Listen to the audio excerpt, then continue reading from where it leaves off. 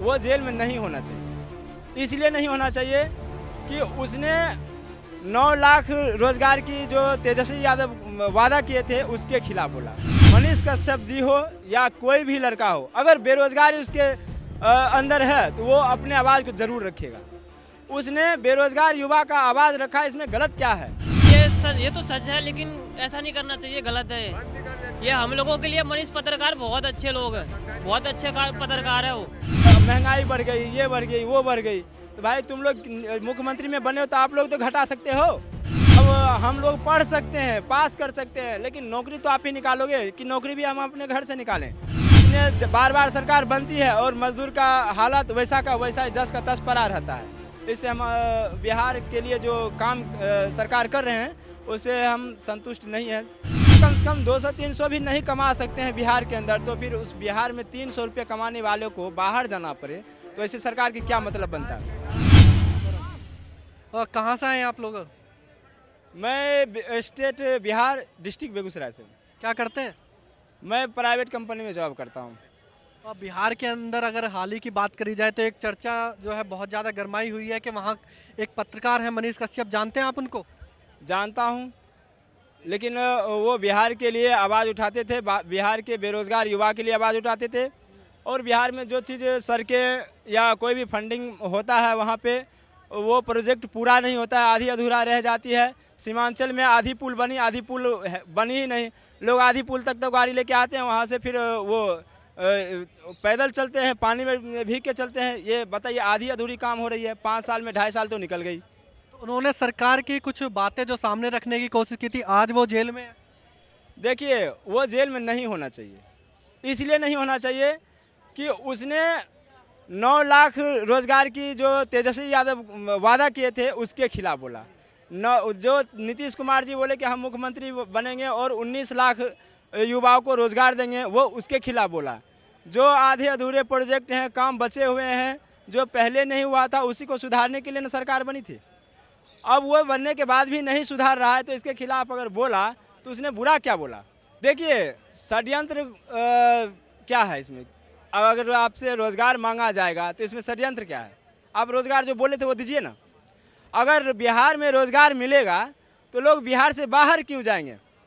और हर छठ में, हर फेस्टिवल में, ईद बकरीद या रक्षाबंधन में, होली में जब जाती है यहाँ से ट्रेनें तो उसमें इतनी भीड़ होती है कि लोग खड़ा होकर के अगर चला जाए तो वो सोचता है मेरा दूसरी जन्म हुआ है। इतनी कष्ट होता है। तो उसने इस मुद्दे पे बात उठाया कि हर स्टेट से, हर बाहर के लोग जो है अपने गांव जब लौटते हैं तो उसको बहुत सारी भीड़ की सामना करना पड़ता है। गाड़ियों में, बसों में, बहुत सारे रॉयल्टी में उसको डिफरेंट नज़र आता है। तो ये बिहार की सरकार को चाहिए कि बाहर के जो भी गाड़ी बिहार में एंटर करता है उसमें सुविधा दे। बिहार की सरकार से कितना संतुष्ट हो, कितना कर रही है मजदूरों के लिए? बिहार मजदूरों के लिए कर रही है, लेकिन अब कब करेगा? इतने बार बार सरकार बनती है और मजदूर का हालत वैसा का वैसा जस का तस पड़ा रहता है। इससे हम बिहार के लिए जो काम सरकार कर रहे हैं उससे हम संतुष्ट नहीं हैं, ये क्लियर है। क्योंकि संतुष्ट होते तो लोग बाहर जाते। अभी हर जगह लोगों को परेशानियां हो रही है, उसको 100 रुपये कमा नहीं पा रहे हैं वो। अगर बिहार के अंदर नौकरी रोजगार होगा, फैक्ट्रियां चलेगी और वैकेंसियां निकलेगी तो लोग अपना घर पे ही सेटल हो जाएंगे, धंधा कर लेंगे, रोटी खाएंगे, जो भी होंगे। वो कम से कम 200-300 भी नहीं कमा सकते हैं बिहार के अंदर, तो फिर उस बिहार में 300 रुपये कमाने वालों को बाहर जाना पड़े तो ऐसी सरकार की क्या मतलब बनता है? क्या लगता है आपको, मजदूरी करने लोग मजदूर बाहर आते हैं बिहार से और एक पत्रकार जो आवाज़ उठाता है उसके जेल में डाल दिया जाता है, सच है? नहीं, ये तो सच है, लेकिन ऐसा नहीं करना चाहिए, गलत है ये हम लोगों के लिए। मनीष पत्रकार बहुत अच्छे लोग हैं, बहुत अच्छे पत्रकार है वो। जो बिहार के लोग हैं वो प्रदर्शन भी कर रहे हैं मनीष के लिए। देखिए, एक मिनट सुनिए, मैं बता रहा हूँ, ठीक है? मैं ये कहना चाह रहा हूँ कि मनीष कश्यप जी हो या कोई भी लड़का हो, अगर बेरोजगारी उसके अंदर है तो वो अपने आवाज़ को जरूर रखेगा। उसने बेरोजगार युवा का आवाज़ रखा, इसमें गलत क्या है? उसने किसी पार्टी या किसी अदर पार्टी को सपोर्ट नहीं किया, उसने अपनी खास मुद्दा उठाया, खास पर्सनल युवा का, यंग का, बेरोजगार जो पढ़े लिखे ITI BA MBA करके घूम रहा उसका रोजगार मुद्दा उठाया है। इसलिए वो किसी पार्टी के अगेन या किसी पार्टी से वो नहीं बोला है, उसने बेरोजगार युवा के तरफ से बोला है, बेरोजगार बिहार की तरफ से बोला है, बेरोजगार महंगाई के मुद्दे पे बोला। आज बोलता है कि बहुत महंगाई बढ़ गई, ये बढ़ गई, वो बढ़ गई। तो भाई तुम लोग मुख्यमंत्री में बने हो तो आप लोग तो घटा सकते हो। अब हम लोग पढ़ सकते हैं, पास कर सकते हैं, लेकिन नौकरी तो आप ही निकालोगे कि नौकरी भी हम अपने घर से निकालें?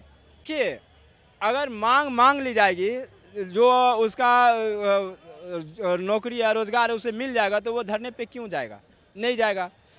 लेकिन धरने पे जब बैठता है तो सरकार को ये समझना चाहिए कि कोई लोग अपना घर छोड़ के, दुकान छोड़ के, अपना पढ़ाई छोड़ के अगर रोड पे बैठा, कई लोग तो पढ़ के बेरोजगार बैठे हुए हैं, उसको अगर काम मिल जाएगा तो धरने पे क्यों बैठेगा? नहीं बैठेगा। उसे नौकरी मिलनी चाहिए। और इसके साथ जो अन्याय करता है, लाठीचार्ज करता है या दुर्व्यवहार करता है, ये सरकार की गलत नीतियों को दर्शाता है। मनीष कश्यप ने बोला है कि अगर मुझे जेल में भेजते हैं तो आने वाले समय में जो नीतीश सरकार है, तेजस्वी की सरकार है, ये डगमगा जाएगी बिहार से। देखिए, चाहे तेजस्वी की सरकार हो, चाहे दुनिया में किसी की भी सरकार हो, वो अगर काम करेगा तो नहीं जाएगा। काम अगर करता रहेगा, अगर काम करता तो इतनी बेरोजगारी नहीं रहती बिहार में। तो काम अगर करेंगे तो रहेंगे, काम नहीं करेंगे तो नहीं रहेंगे, चाहे कोई भी पार्टी हो।